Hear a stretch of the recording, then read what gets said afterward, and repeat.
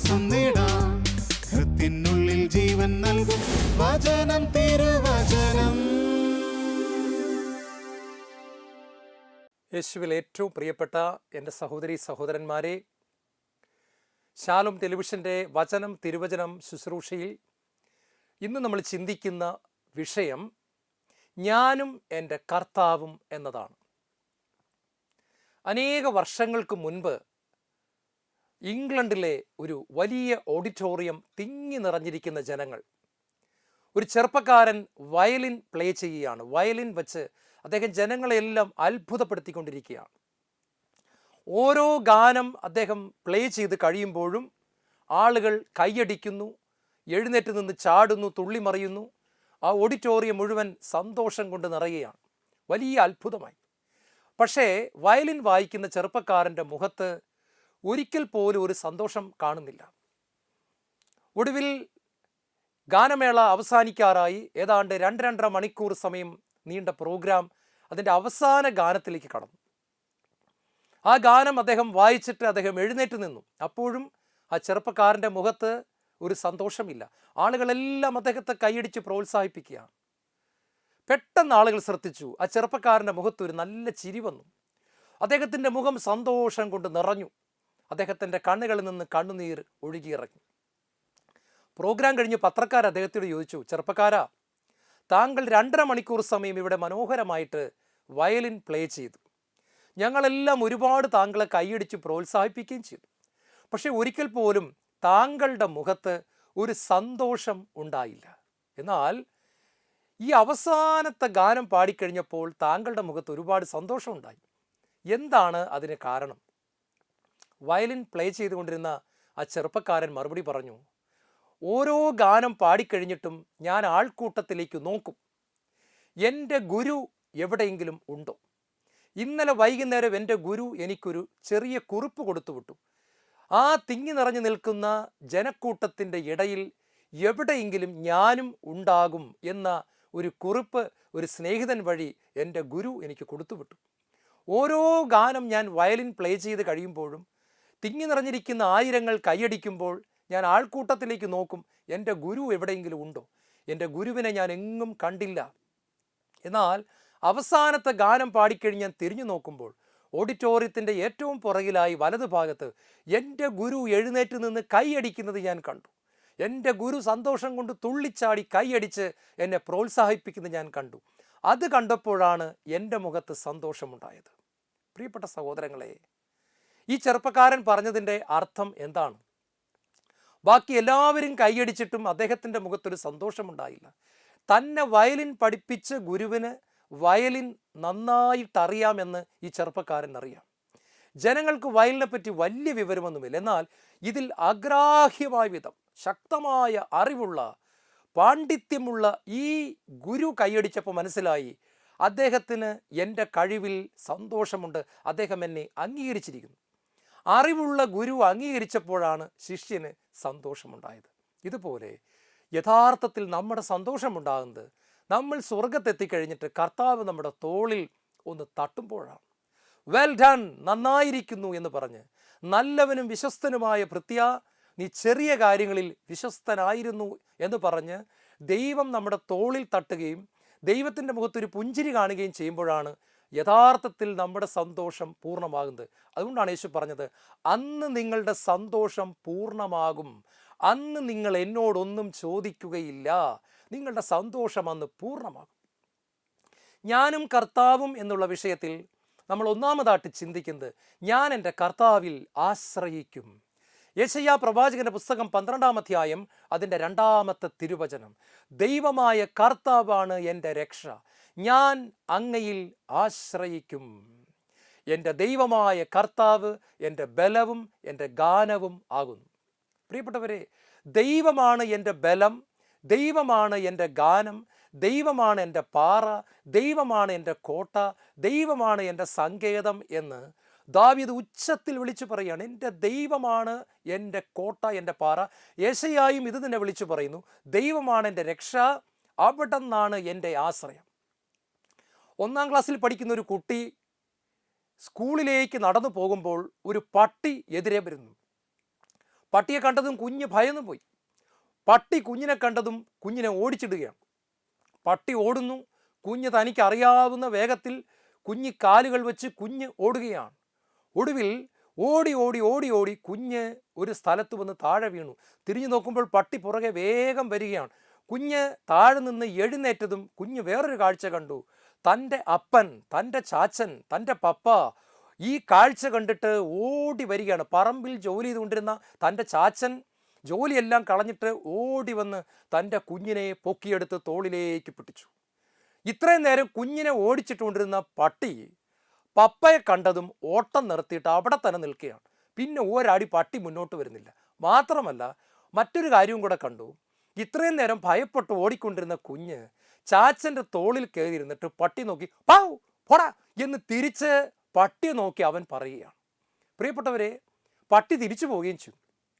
അപ്പോൾ ഇത്രയും നേരം ഇല്ലാതിരുന്ന ഒരു ധൈര്യം ഈ കുഞ്ഞിന് എവിടെ നിന്നാണ് ഉണ്ടായത്? അതിന് ഒറ്റ കാരണമേ ഉള്ളൂ.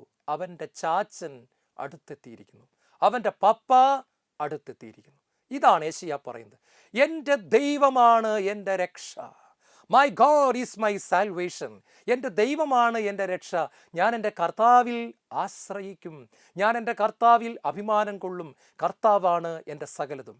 വിശുദ്ധ അമ്മ ത്രേസ്യ പറയുന്നുണ്ട്, നമ്മുടെ എല്ലാ ഭയത്തിനും കാരണം ദൈവം നമ്മുടെ കൂടെയില്ല എന്നുള്ള നമ്മുടെ ചിന്തയാണ്.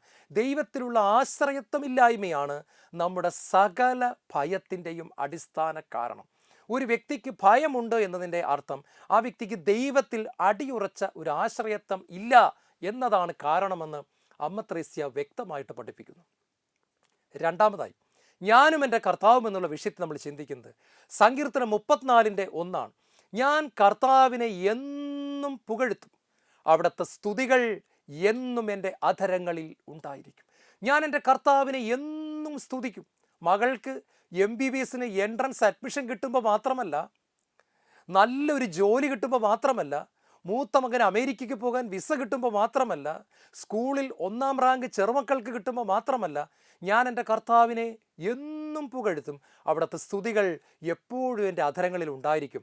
ഈ 34-ാം സങ്കീർത്തനം ദാവീദ് എഴുതിയത് എപ്പോഴാണെന്ന് നിങ്ങൾക്ക് അറിയാമോ? അബിമലക്ക് എന്ന് പറയുന്ന രാജാവിൻ്റെ മുമ്പിൽ ഒരു മാനസിക രോഗിയെ പോലെ തുപ്പലൊലിപ്പിച്ച് മുടി ചെയ്യാതെ, മുടി വെട്ടാതെ, ഷേവ് ചെയ്യാതെ, കുളിക്കാതെ, ഭ്രാന്തനായി പിച്ചിമ്പേയും പറഞ്ഞ് സാവൂൾ കൊല്ലാനായിട്ട് ഓടിച്ചിട്ടപ്പോൾ ഒരു ഭ്രാന്തനെ പോലെ അഭിനയിച്ച് അബിമലക്കിൻ്റെ കൊട്ടാരത്തിൻ്റെ മുമ്പിൽ ഒരു വൃത്തികെട്ട രൂപത്തിൽ വന്ന് നിൽക്കുന്ന സമയത്ത്, ഈ വലിയ വേദനയിലൂടെയും തകർച്ചയിലൂടെയും കടന്നു പോകുമ്പോൾ ഒരു ഭ്രാന്തനെ പോലെ അഭിനയിച്ച് ജീവൻ രക്ഷിക്കുന്ന ആ വേളയിൽ ദാവീദ് കർത്താവിനെ നോക്കി പറയുന്നത് ഇതാണ്, ഞാൻ പിറുപിറുക്കുമെന്നല്ല, ഞാൻ എൻ്റെ കർത്താവിനെ എന്നും സ്തുതിക്കും. അവിടുത്തെ സ്തുതികൾ എപ്പോഴും എൻ്റെ അധരങ്ങളിൽ ഉണ്ടായിരിക്കും. യേശുവിൽ ഏറ്റവും പ്രിയപ്പെട്ട സഹോദരങ്ങളെ, 119-ാം സങ്കീർത്തനം അതിൻ്റെ 75-ാമത്തെ വചനം പറയുന്നു, കർത്താവേ അങ്ങ് വിശ്വസ്തത മൂലമാണ് എന്നെ കഷ്ടപ്പെടുത്തിയതെന്ന് ഞാൻ അറിയുന്നു. കർത്താവേ അങ്ങയുടെ ന്യായവിധികൾ യുക്തമാണെന്നും വിശ്വസ്തത മൂലമാണ് അങ്ങ് എന്നെ കഷ്ടപ്പെടുത്തിയതെന്നും ഞാൻ അറിയുന്നു. ഒരു ഭ്രാന്തനെ പോലെ വായിൽ നിന്നും വരുന്ന ഉമിനീരും തുപ്പലുമെല്ലാം പുറത്തേക്ക് ഒഴുക്കിക്കൊണ്ട് ഒരു മാനസിക രോഗി നിൽക്കുന്നത് പോലെ നിൽക്കുന്ന സമയത്ത് ദാവീദ് പറയുകയാണ്, അങ്ങെന്നെ കഷ്ടപ്പെടുത്തിയത് അങ്ങയുടെ ഫെയ്ത്ത്ഫുൾനെസ് ആണ്, അങ്ങയുടെ വിശ്വസ്തതയാണ്. അങ്ങ് എന്തോ ഒരു നന്മ ഇതിലൂടെ എന്നിൽ നിന്ന് ഉണ്ടാക്കാൻ ശ്രമിക്കുന്നുണ്ട്. എനിക്കത് ഇപ്പോൾ മനസ്സിലാകുന്നില്ല എങ്കിലും ഞാനത് കണ്ണുമടച്ച് വിശ്വസിക്കുന്നു. അങ്ങയുടെ വിശ്വസ്തത മൂലമാണ് അങ്ങ് എന്നെ കഷ്ടപ്പെടുത്തിയത്. 119-ാം സങ്കീർത്തനത്തിൻ്റെ 175-ാമത്തെ വചനത്തിൽ ദാവീദ് പറയുകയാണ്, കർത്താവേ അങ്ങയെ സ്തുതിക്കാൻ വേണ്ടി മാത്രം ഞാൻ ജീവിച്ചിരിക്കട്ടെ. പ്രിയപ്പെട്ടവർ, ഇത് എന്ത് പറച്ചിലാണിത്? അങ്ങയെ സ്തുതിക്കാൻ വേണ്ടി മാത്രം ഞാൻ ജീവിച്ചിരിക്കട്ടെ. ഒരു മനുഷ്യൻ പറയാണ്, ദൈവമേ ഞാൻ ജീവിച്ചിരിക്കുന്ന ഒറ്റ കാര്യത്തിന് അങ്ങയെ സ്തുതിക്കാൻ വേണ്ടി മാത്രം, വേറെ ഒരു പരിപാടി നടന്നില്ലേലും കുഴപ്പമില്ല, കുളിച്ചില്ലേലും കുഴപ്പമില്ല, ആഹാരം കഴിച്ചില്ലേലും കുഴപ്പമില്ല, അങ്ങയെ സ്തുതിക്കാൻ വേണ്ടി മാത്രം ഞാൻ ജീവിച്ചിരിക്കട്ടെ. ജസ്സയുടെ പുത്രനായ ദാവീദിൽ എൻ്റെ ഹൃദയത്തിനിണങ്ങിയ ഒരു മകനെ ഞാൻ കണ്ടെത്തിയിരിക്കുന്നുവെന്ന് ദൈവം വിളിച്ചു പറഞ്ഞത് വെറുതെയാണോ പ്രിയപ്പെട്ടവരെ? കർത്താവേ അങ്ങയെ സ്തുതിക്കാൻ വേണ്ടി മാത്രം ഞാൻ ജീവിച്ചിരിക്കട്ടെ. നമ്മളൊക്കെ പലപ്പോഴും സ്തുതിക്കുന്നത് നമ്മൾ ആഗ്രഹിക്കുന്ന വിധത്തിൽ കാര്യങ്ങളെല്ലാം നടക്കുന്ന സമയത്താണ് നമ്മൾ കർത്താവിനെ സ്തുതിച്ചു കൊണ്ടിരിക്കുന്നത്. വർഷങ്ങൾക്ക് മുമ്പ് ബഹുമാനപ്പെട്ട മാത്യു നായ്ക്കമ്പറമ്പിലച്ചൻ അമേരിക്കയിൽ സുവിശേഷം പറഞ്ഞിട്ട് പോട്ട ആശ്രമത്തിലേക്ക് വരികയാണ്. ബോംബെ വഴിയാണ് അച്ഛൻ ഇന്ത്യയിലേക്ക് വരുന്ന ഫ്ലൈറ്റ് കിട്ടിയത്. അപ്പോൾ ബോംബെയിൽ വന്ന് ബോംബെയിലെ താബോർ ധ്യാന കേന്ദ്രത്തിൽ 2 ദിവസം വിശ്രമിച്ചിട്ട് നാട്ടിലേക്ക് വരാമെന്ന് വിചാരിച്ച് അങ്ങനെ താബോർ ധ്യാന ആശ്രമത്തിലേക്ക് ചെല്ലുകയാണ്. അവിടെ അന്ന് കൊച്ചുമാത്യു അച്ഛനാണ് ഡയറക്ടറായിട്ടിരിക്കുന്നത്. അവിടെ നായ്ക്കമ്പറമ്പലച്ചൻ മുഷിഞ്ഞ വസ്ത്രങ്ങളും ക്ഷീണിച്ച ശരീരവുമായിട്ട് അമേരിക്കയിൽ നിന്നുള്ള യാത്രയാണ്. പെട്ടിയുമൊക്കെ ആയിട്ട് വന്നപ്പോൾ മനസ്സിലായി ഈ ബോംബെയിലെ താബോർ ധ്യാന കേന്ദ്രത്തിൽ കഴിഞ്ഞ 7 ദിവസമായിട്ട് പൈപ്പിലൂടെ വെള്ളം വരുന്നില്ല. എന്തോ കുഴപ്പം കാരണം ജലത്തിന് വലിയ ക്ഷാമമുണ്ടായി, വെള്ളമില്ല. അതുകൊണ്ട് ഇവിടെ ആരും കുളിക്കുന്നില്ല, 7 ദിവസമായിട്ട് കുളിക്കാൻ സാധിച്ചിട്ടില്ല. ദൂരെ നിന്ന് എവിടെ നിന്നോ കൊണ്ടുവരുന്ന കുറച്ച് വെള്ളമെടുത്ത് ജസ്റ്റ് അത്യാവശ്യ കാര്യങ്ങൾ കുടിക്കാനും ആഹാരം ഉണ്ടാക്കാനും ഒക്കെ ഉപയോഗിക്കുന്നു. കുളിക്കാൻ പറ്റുന്നില്ല, അവിടെ വെള്ളമില്ല. ഇത് കേൾക്കുമ്പോൾ സാധാരണക്കാരായ ഏത് വ്യക്തിയാണെങ്കിലും തലയിലോട്ട് കൈവച്ചിട്ട് പറയും, അമേരിക്കയിൽ നിന്ന് ഇത്രയും വലിയൊരു യാത്രയും കഴിഞ്ഞു വന്ന എനിക്ക് ഒന്ന് കുളിക്കാൻ പോലും പറ്റിയില്ലോ ദൈവമേ എന്ന് പറഞ്ഞ് തലയിൽ കൈവച്ചിരിക്കും. പക്ഷേ കർത്താവിൻ്റെ ദാസൻ, കർത്താവിൻ്റെ പ്രവാചകൻ ബഹുമാനപ്പെട്ട മാത്യു നായ്ക്കമ്പറമ്പിലച്ചൻ പറഞ്ഞെന്താണെന്നറിയാമോ? ആശ്രമത്തിൽ എല്ലാവരെയും എൻ്റെ അടുക്കൽ കൊണ്ടുവരുവിൻ. അപ്പോൾ ആശ്രമത്തിൽ ശുശ്രൂഷ ചെയ്യുന്ന എല്ലാ ചെറുപ്പക്കാരും എത്തി. കൊച്ചു മാത്യു അച്ഛനോടും പറഞ്ഞു ഇങ്ങോട്ട് വരാൻ പറഞ്ഞു. എല്ലാവരും തറയിൽ മുട്ടുകുത്താൻ പറഞ്ഞു. മുട്ടുകുത്തി 2 കൈയും പൊക്കി പിടിക്കാൻ പറഞ്ഞു. എന്നിട്ട് പറഞ്ഞു കർത്താവിനെ സ്തുതിക്കട്ടെ. അപ്പം എല്ലാവർക്കും അങ്ങ് എന്താ ഇത്, വെള്ളമില്ലാത്തതിന് കർത്താവിനെ സ്തുതിക്കാനോ? മുനിസിപ്പാലിറ്റിക്കാരനല്ലേ വെള്ളം തരേണ്ടത്. പക്ഷെ അച്ഛൻ പറഞ്ഞു, മക്കളെ നമ്മൾ കരങ്ങൾ ഉയർത്തിപ്പിടിച്ചുകൊണ്ട് പറയണം, വെള്ളമില്ലാത്തതിനെ പ്രതി നമ്മൾ അപ്പച്ചനെ സ്തുതിക്കുന്നു, യേശുവിനെ സ്തുതിക്കുന്നു, പരിശുദ്ധാത്മാവിനെ സ്തുതിക്കുന്നു. സ്തുതിപ്പ് അങ്ങോട്ട് തുടങ്ങി. ഹല്ലേലൂയ വിളികൾ കൊണ്ട് അവിടെ മുഖരിതമായി. 1 മണിക്കൂറായി നിർത്തുന്നില്ല. മുട്ട് കിഴക്കുകയാണ് എല്ലാവരുടെയും. 2 മണിക്കൂറായി നിർത്തുന്നില്ല, 2.5 മണിക്കൂറായി നിർത്തുന്നില്ല. അച്ഛൻ മുട്ടേ തന്നെ നിൽക്കുകയാണ്. ബാക്കിയുള്ളവർക്ക് താഴെ ഇരിക്കാൻ പറ്റുമോ? അച്ഛൻ മുട്ടുമേ നിൽക്കുകയാണ്. 2 കരവും ഉയർത്തി ദൈവത്തെ എല്ലാം മറന്ന് അച്ഛൻ സ്തുതിക്കുകയാണ്. അമേരിക്കയിൽ നിന്ന് 10-20 മണിക്കൂർ യാത്ര ചെയ്ത് വന്ന മനുഷ്യനാണ്. പക്ഷേ അദ്ദേഹത്തിന് ദൈവത്തെ സ്തുതിക്കാൻ അറിയാം. കർത്താവേ, അങ്ങയെ സ്തുതിക്കാൻ വേണ്ടി മാത്രമാണ് ഞാൻ ജീവിച്ചിരിക്കുന്നത്. 119 സങ്കീർത്തനം 175 തിരുവചനം. 2.25 മണിക്കൂർ കഴിഞ്ഞതും വലിയ ഒരു ശബ്ദം കേട്ടു. എന്താണ് കാരണം എന്നറിയാമോ? നമ്മൾ ഈ വീട്ടിലൊക്കെ പൈപ്പിൽ വെള്ളമില്ലാതെ വരുമ്പോൾ നമ്മൾ തുറന്നിട്ടിട്ട് ടാപ്പ് അടയ്ക്കാൻ മറന്നു പോകും. നമ്മൾ ശ്രദ്ധിച്ചിട്ടുണ്ടെങ്കിൽ അറിയാം. വെള്ളം ഉള്ളപ്പോഴാണ് നമ്മൾ അടയ്ക്കുന്നത്. വെള്ളം ഇല്ലെങ്കിൽ നമ്മൾ ടാപ്പ് മിക്കവാറും തുറന്നിട്ടിട്ട് നമ്മൾ അടയ്ക്കാൻ മറന്നു പോകും. അങ്ങനെ ധ്യാന കേന്ദ്രത്തിലെ 100 കണക്കിന് ടാപ്പുകൾ തുറന്നിട്ട ആൾക്കാർ ഇത് അടയ്ക്കാൻ മറന്നുപോയി, കാരണം വെള്ളമില്ല. പക്ഷേ സ്തുതിപ്പ് 2.25 മണിക്കൂർ കഴിഞ്ഞപ്പോൾ വലിയ വെള്ളച്ചാട്ടത്തിൻ്റെ പോലുള്ള ശബ്ദം കേൾക്കുകയാണ്. കാരണം തുറന്നിട്ടിരിക്കുന്ന ടാപ്പിലൂടെ വെള്ളം കുതിച്ചു വരികയാണ്. എല്ലാ ടാപ്പിലൂടെയും വെള്ളം ഒഴുകുകയാണ്. എന്താണ് സംഭവിച്ചെന്ന് ആർക്കും അറിയത്തില്ല. ഈ സമയത്ത് മുനിസിപ്പാലിറ്റിക്കാർ എന്താണ് ചെയ്തെന്നും അറിയത്തില്ല. കാര്യം സോൾവായി. അവിടെ വെള്ളം വന്നു, ജലത്തിൻ്റെ ക്ഷാമം പരിഹരിക്കപ്പെട്ടു. പ്രിയപ്പെട്ടവർ, ഈ സംഭവം കേട്ടപ്പോൾ എൻ്റെ മനസ്സിലേക്ക് വന്ന് എന്താണെന്നറിയാമോ? നമ്മുടെയൊക്കെ നോട്ടത്തിൽ മുനിസിപ്പാലിറ്റിക്കാരൻ ചെയ്യേണ്ട ഒരു കാര്യം, മുനിസിപ്പാലിറ്റിയിലേക്ക് ഫോൺ ചെയ്ത് പറയേണ്ട ഒരു കാര്യം, 7 ദിവസമായിട്ട് വെള്ളമില്ലാത്തതിന് ഒരു MLA പോയി കണ്ട് കാര്യം പറയേണ്ടതിന് പകരം നായ്ക്കമ്പറമ്പിലച്ചൻ പഴയ നിയമത്തിലെ പ്രവാചകന്മാരെ പോലെയും പുതിയ നിയമത്തിലെ അപ്പസ്തലന്മാരെ പോലെയും ഈ ഒരു കാര്യത്തിന് വേണ്ടി പോലും സ്വർഗത്തിലേക്ക് നോക്കാനാണ് മനസ്സായത്. സ്വർഗത്തിലേക്ക് നോക്കി പ്രാർത്ഥിക്കാനാണ് അദ്ദേഹം തീരുമാനമെടുത്തത്. അദ്ദേഹം ദൈവത്തെ സ്തുതിക്കുകയാണ്. ദൈവമേ, വെള്ളമില്ലാത്തതിനെ പ്രതി ഞാൻ നിന്നെ സ്തുതിക്കുന്നു, ഞാൻ നിന്നെ ആരാധിക്കുന്നു, ഞാൻ നിന്നെ മഹത്വപ്പെടുത്തുന്നു. ഈ സമയത്ത് പരിശുദ്ധാത്മാവ് പ്രവർത്തിക്കുകയും ബോംബെയിലെ മുനിസിപ്പാലിറ്റിയിൽ ദൈവത്തിൻ്റെ പ്രവർത്തനം ഉണ്ടാകുകയും ഇത്രയും ദിവസം മുടങ്ങിക്കിടന്ന പ്രശ്നം ജോലിക്കാരെല്ലാം കൂടെ പരിഹരിക്കുകയും അവരറിയുന്നില്ല ഇവിടെ പ്രാർത്ഥന നടക്കുകയാണ്. പ്രിയപ്പെട്ടവർ, ഇത് വലിയൊരു പാഠമാണ്. ഞാൻ എൻ്റെ കർത്താവിനെ എപ്പോഴും സ്തുതിക്കും, ഞാൻ എൻ്റെ കർത്താവിനെ എപ്പോഴും ആരാധിക്കും. കുറേ വർഷങ്ങൾക്ക് മുമ്പ് കുറേ ഖനിത്തൊഴിലാളികൾ, നിങ്ങൾ കേട്ട് കാണും, മണ്ണിനടിയിലായിപ്പോയി. ഈ മണ്ണിനടിയിലായിപ്പോയി മണ്ണെല്ലാം ഇടിഞ്ഞു വീണു. ഇവർക്കൊരിക്കലും രക്ഷപ്പെടാൻ സാധിക്കത്തില്ല എന്ന് വിചാരിച്ച് മണ്ണിൻ്റെ അടിയിൽ കിടക്കുന്ന സമയത്ത് പ്രാർത്ഥിക്കാൻ അറിയാവുന്ന 3-4 മക്കൾ ബാക്കി എല്ലാവരെയും ചേർത്ത് നിർത്തി വെള്ളം പോലും കിട്ടാത്ത സാഹചര്യത്തിൽ ദൈവത്തെ സ്തുതിച്ചു കൊണ്ടിരുന്നു. ഒടുവിൽ അത്ഭുതകരമായിട്ട് അമേരിക്കയും മറ്റ് രാജ്യങ്ങളും കൂടി അത്യാധുനികമായ മെഷീനുകൾ ഉപയോഗിച്ച് മണ്ണ് മാറ്റി ഈ മുഴുവൻ മക്കളെയും ഖനിയിൽ നിന്ന് രക്ഷിച്ചെടുക്കുകയാണ്. അവർ പുറത്തിറങ്ങിയപ്പോൾ പറഞ്ഞതാണ്, ഞങ്ങൾ അത്രയും സമയം ഉറങ്ങാതെ ദൈവത്തെ സ്തുതിക്കുകയായിരുന്നു. ഭാര്യയുടെ മുഖം കാണാൻ പറ്റുമെന്ന് വിചാരിച്ചില്ല, മക്കളുടെ മുഖം കാണാൻ പറ്റുമെന്ന് വിചാരിച്ചില്ല. കാരണം കൂരിട്ടാണ്, മുഴുവൻ മണ്ണിടിഞ്ഞ് തലയുടെ മുകളിൽ കിടക്കുകയാണ്. പക്ഷേ ചെറിയ ആ ഒരു വിടവിൽ നിന്നുകൊണ്ട് അവർ ദൈവത്തെ സ്തുതിച്ചു, കർത്താവിനെ മഹത്വപ്പെടുത്തി. 3-മതായി, ഞാൻ എൻ്റെ കർത്താവിനെ സ്നേഹിക്കും. കർത്താവേ, എൻ്റെ ശക്തിയുടെ ഉറവിടമേ, ഞാൻ അങ്ങയെ സ്നേഹിക്കുന്നു. സങ്കീർത്തനം 18:1. കർത്താവേ, എൻ്റെ ശക്തിയുടെ ഉറവിടമേ. the source of my power. You are the source of my power, my strength. കർത്താവേ, എൻ്റെ ശക്തിയുടെ ഉറവിടമേ, ഞാൻ അങ്ങയെ സ്നേഹിക്കുന്നു. പ്രിയപ്പെട്ടവരെ, കർത്താവെ ഞാൻ അങ്ങയെ സ്നേഹിക്കുന്നു എന്ന് പറയുന്നിടത്താണ് ശരിക്കും കർത്താവ് ഫ്ലാറ്റാകുന്നത്. നമ്മൾ പലപ്പോഴും പറയാറില്ലേ, ഓ അവൻ ഫ്ലാറ്റായിപ്പോയി, അവൾ ഫ്ലാറ്റായിപ്പോയി എന്ന് പറഞ്ഞാൽ വീണുപോയി എന്നൊക്കെ നമ്മൾ പറയും. നമ്മുടെ കൊളോക്കിയൽ ലാംഗ്വേജ് പറഞ്ഞൊരു കാര്യം, ഓ എൻ്റെ ആ വാക്ക് കേട്ടപ്പോൾ അയാൾ അങ്ങ് വീണുപോയി. യഥാർത്ഥത്തിൽ കർത്താവ് വീണു പോകുന്ന ഒരു കാര്യമാണ് എൻ്റെ കർത്താവെ ഞാൻ അങ്ങയെ സ്നേഹിക്കുന്നു എന്ന് പറയുന്നിടത്ത്. ഇത് കൊച്ചു ത്രേസ്യ പുണ്യാളത്തിയുടെ വാക്കുകളാണ്. നമ്മൾ കർത്താവെ നിന്നെ സ്നേഹിക്കുന്നു എന്ന് പറയുമ്പോൾ കർത്താവ് ശരിക്കും വീണുപോവുകയാണ്. കാരണം കർത്താവ് ഏറ്റവും കൊതിക്കുന്നത് നമ്മുടെ സ്നേഹത്തിന് വേണ്ടിയിട്ടാണ്. വ്യാകുല മാതാവിൻ്റെ വിശുദ്ധ ഗബ്രിയേൽ എന്ന് പറയുന്ന ഒരു വിശുദ്ധയുണ്ട്.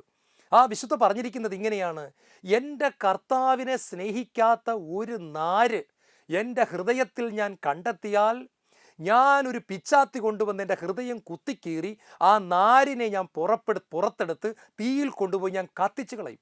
എൻ്റെ കർത്താവിനെ സ്നേഹിക്കാത്ത ഒറ്റ നാര് എൻ്റെ ഹൃദയത്തിൽ കണ്ടാൽ ഞാൻ പിച്ചാത്തി കൊണ്ട് അതിനെ വലിച്ചു കീറി അതിനെ കത്തിച്ചു കളയും.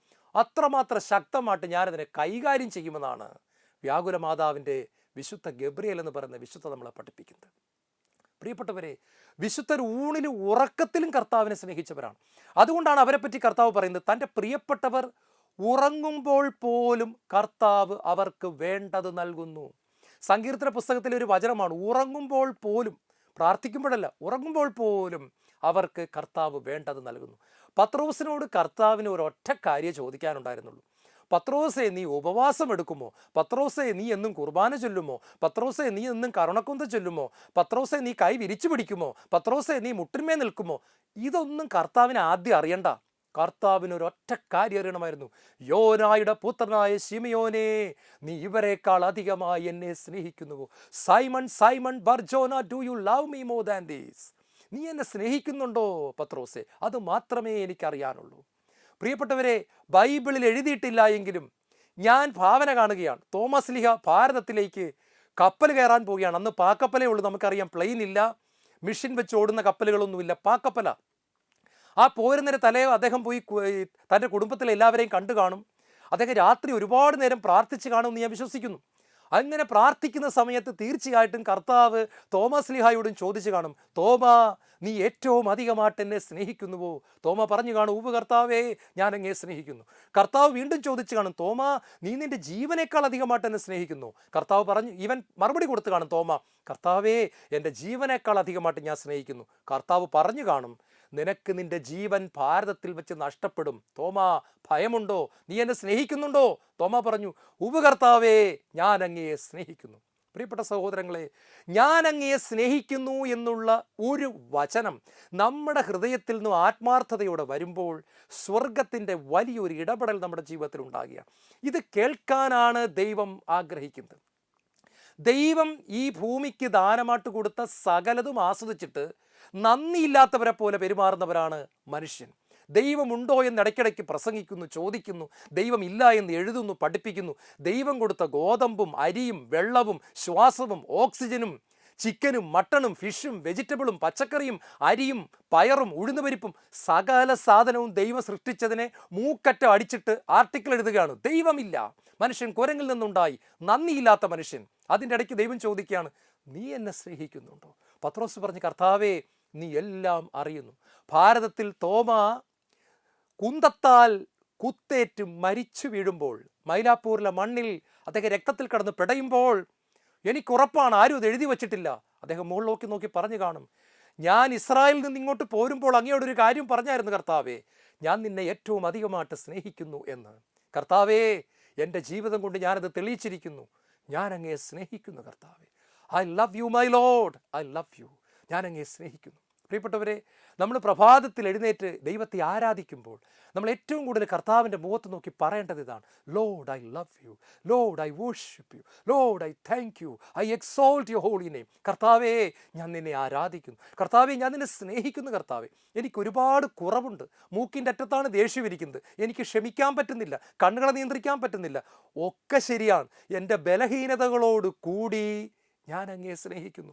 എൻ്റെ കുറവുകളോട് കൂടി തന്നെ ഞാൻ അങ്ങയെ സ്നേഹിക്കുന്നു. എൻ്റെ ഇല്ലായ്മകളോട് കൂടി തന്നെ എൻ്റെ ഹൃദയം കൊണ്ട് ഞാൻ അങ്ങയെ സ്നേഹിക്കുന്നു. എൻ്റെ ശരീരത്തിൻ്റെ ബലഹീനതകളിലേക്ക് എൻ്റെ കർത്താവേ നീ കടന്നു വരണമേ. നമ്മൾ പ്രാർത്ഥിക്കണം പ്രിയപ്പെട്ടവരെ. നാലാമതായിട്ട് 119 സങ്കീർത്തനത്തിൻ്റെ 145 തിരുവചനം പറയുന്നു, കർത്താവേ ഞാൻ അങ്ങയുടെ ചട്ടങ്ങളെ അനുസരിക്കും. സ്നേഹമുള്ള ഒരു ഹൃദയത്തിൽ നിന്നും ഒഴുകി വരുന്ന ഒന്നാണ് അനുസരണം അഥവാ ഒബീഡിയൻസ്. സ്നേഹത്തിൻ്റെ പ്രതിഫലനമായിട്ടാണ് അനുസരണം കടന്നു വരുന്നത്. അതുകൊണ്ടാണ് യോഹന്നാന്റെ സുവിശേഷം 14 അധ്യായത്തിൽ യേശു പറഞ്ഞു, എന്നെ സ്നേഹിക്കുന്നവൻ എൻ്റെ വചനം പാലിക്കും, അപ്പോൾ എൻ്റെ പിതാവ് അവനെ സ്നേഹിക്കുകയും ഞങ്ങൾ വന്ന് അവൻ്റെ അടുക്കൽ വാസമുറപ്പിക്കുകയും ചെയ്യും.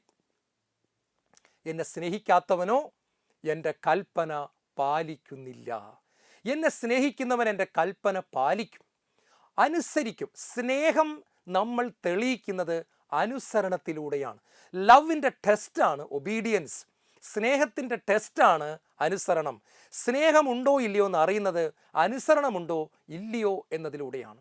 പ്രിയപ്പെട്ടവരെ, എനിക്ക് ഉറപ്പാണ് അബ്രഹാം എന്നും ദൈവത്തെ ആരാധിക്കുന്ന സമയത്ത് പറഞ്ഞു കാണും, കർത്താവേ ഞാൻ സാറായേക്കാൾ അധികമായിട്ട് നിന്നെ സ്നേഹിക്കുന്നു, കർത്താവേ ഞാൻ ഇസഹാക്കിനേക്കാൾ അധികം നിന്നെ സ്നേഹിക്കുന്നു, കർത്താവേ ഞാൻ എല്ലാറ്റിനേക്കാൾ അധികം നിന്നെ സ്നേഹിക്കുന്നു. കുറേ നാൾ കേട്ട് കഴിഞ്ഞപ്പോൾ കർത്താവിനൊരു സംശയം, ഇവൻ ഈ പറയുന്നത് ശരിക്കും ഹൃദയത്തിൽ നിന്നാണോ അല്ലയോ.